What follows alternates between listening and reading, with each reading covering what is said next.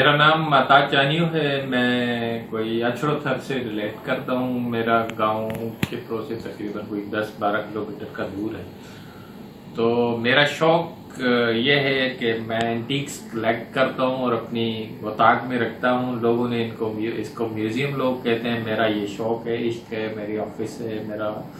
आप आए देखें, ये सिंध की, बल्कि यहाँ इस खिते की आप जो चीज़ें गुम हो गई, ख़त्म हो गई, तो उनको मैंने कलेक्ट करके एक जगह रखा है। आपको पता पड़ेगा कि हम क्या थे, हमारे बड़े क्या थे, क्या हमारे चीज़ें इस्तेमाल होती थी।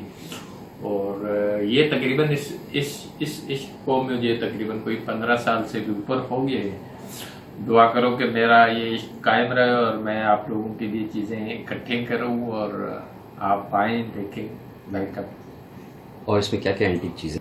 इसमें एंटीक्स का ये है कि आप ग्रामोफोन से लेके बंदूक से लेके आप गिटार से लेके वायलिन से लेके दम्बूरो, अपना रबाब,